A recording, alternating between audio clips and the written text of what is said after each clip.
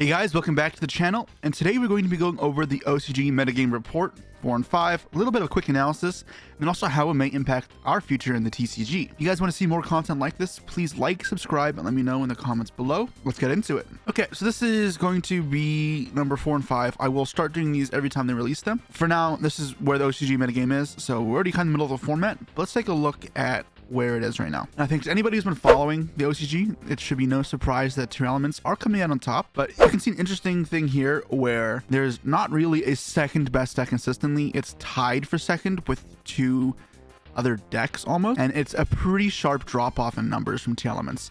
And there's a lot of decks that trail behind. Now, what this can mean is that these decks aren't actually that good, these other decks. You have to keep in mind this data is collected from like local type tournaments, and there's going to be a decent amount of rogue. And people are often going to get tired of playing tier, especially after almost a year for them. So I think a lot of these decks may just actually not be very good, but only being played because people don't want to play Tearlaments and because it is a local scene. And there's just, there being so many of them kind of indicates it's not really just like there's another good deck. However, this could be different, and sometimes a deck will just take a bit to catch on and gain steam and gain traction before it becomes properly good. And I think there's two of the newer decks, the Bystial and the Purrely, that would be the best things to look at to see if that has a future as being a meta contender. Let's take a look at what the Tearlaments players are doing. No kick calls for them is the biggest thing, but then they do have other hits as well. You can see here on one screen, one Sharon, one Rhino, two Havinous, and then one YuGiOh, one Keldo. Also, only one Fenrir, one Planet, and one of each planet makes this deck very hit, but still the best deck. And I mean, it's not hard to see why. They have gone back to using SCU cards. They were recently not playing them.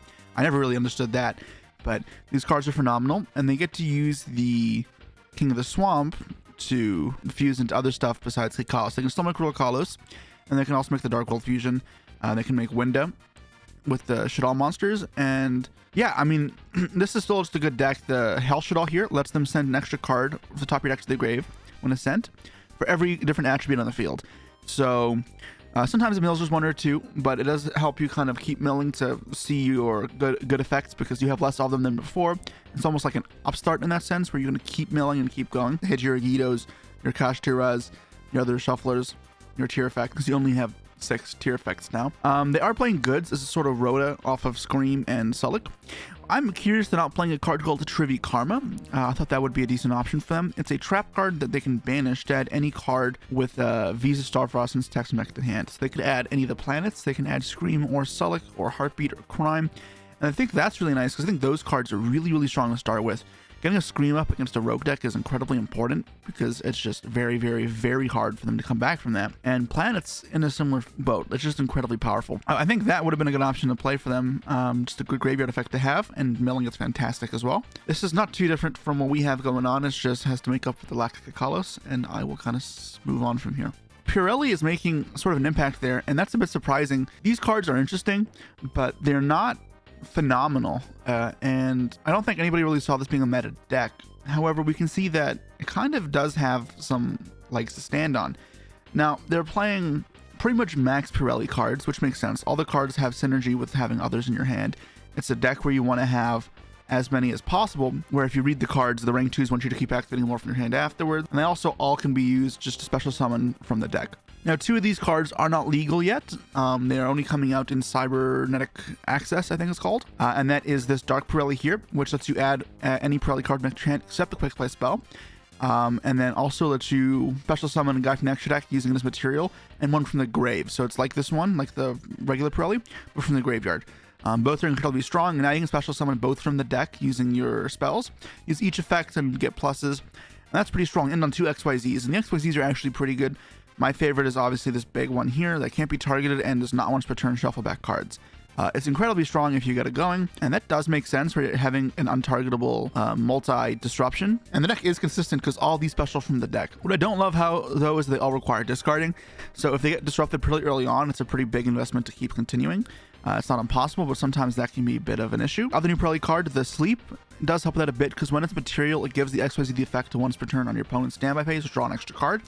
So that could help recuperate some of those losses. Now, for utility cards here, they've chosen to mix it up entirely. They've got 2 Dark Ruler, 2 Crow, 2 Ash, or 3 Ash, 3 Maxi, and a Talents. It's a wide spread, and I'm not sure if this is focused enough. That's probably because their meta is like not really centralized as much, and it's a local scene. But if we were in the TCG, we'd probably want to change this to something that's more targeted side, while we want to accomplish them. Interesting that Dark Ruler is still seeing play. I guess that it's good enough versus a lot of decks. It's probably decent in the mirror match because hitting the Dark Purrely, the big one, can seem pretty strong.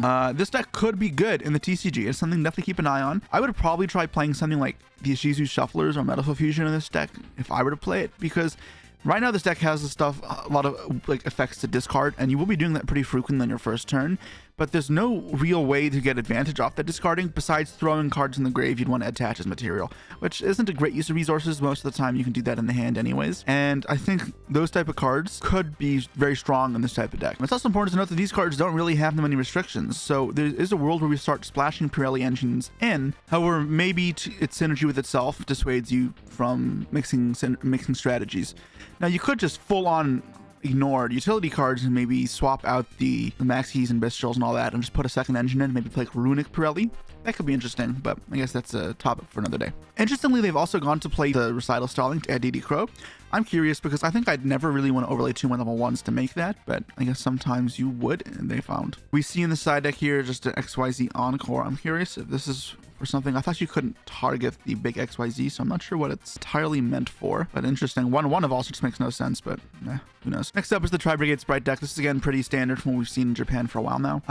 Just a bunch of hand traps with some Sprite cards and Tri-Brigade, and now this is like a mid-range strategy we've been seeing for years now at this point. The last 3 years, people have been bringing this type of stuff where it's strong 1-card plays that can extend into a lot of powerful stuff, and then you have a bunch of hand traps, utility cards to back it up. And Dark Ruler does seem to be pretty popular here. You can see this guy's manning 3 Dark Ruler as well. There's not too much to talk about. If you guys don't know about Tri-Brigade Sprite, you should go look it up.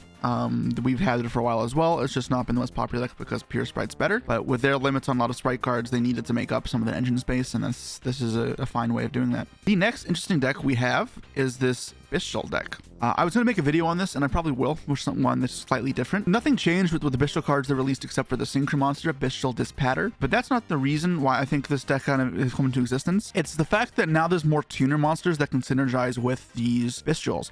You can summon a Shinobi Necro, make El Mirage, or put it in the grave somehow, and then banish it with a Bystial, and it'll come back, and you can do some Synchro plays.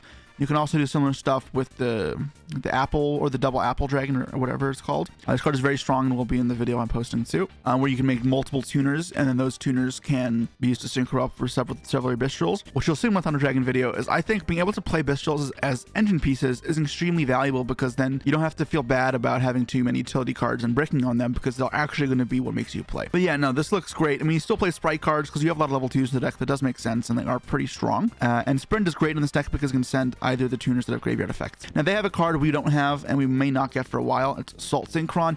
It's another way of giving yourself more level 2 tuners, and it can also become level 4.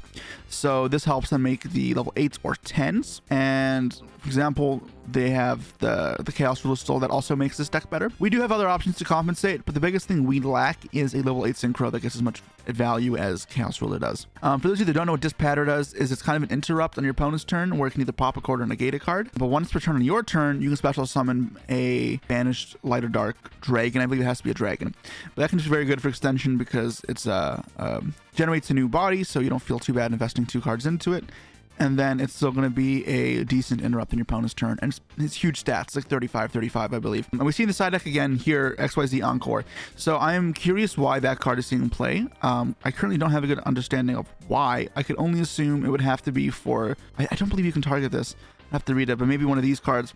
It also just could be from Mannequin Cat, potentially. Even then, that doesn't make sense. It has to be under Elf. Unless they could exceed Encore doesn't target, but maybe I'm mistaken here. So let me give it a read quickly here. It targets. Yeah, I'm not sure. I'm not sure why exactly XYZ Encore is seeing play in Japan, but it is something to keep an eye out for. The 2 decks that I'd like to keep an eye on are the Purrely and the Bystial Synchro deck, because they both incorporate new cards from the newest set that was released there. And those could be strategies that are just being refined still, and can only grow in popularity to match what Tearlaments has. Similarly, the Tri-Brigade has been there for a while and has proven is not quite enough to get over the line versus Tearlaments. So I think this will kind of fall off in popularity, and if there's any chance of Tearlaments being dethroned, it's probably by the 2 up-and-comer decks that need more refining and need to catch on a bit more. If you guys found some of this insightful, if there's anything you felt like I was missing or you wanted to see me continue going over, please let me know and I will try and incorporate it in the next time. I don't want this to be a super long video, so I try to keep it kind of short. I could try and go more depth in the future if that's what you prefer. Also, please check out tsx1.com where you can use the code POTATO10 for 10% off on all your sleeves. See you next time, guys.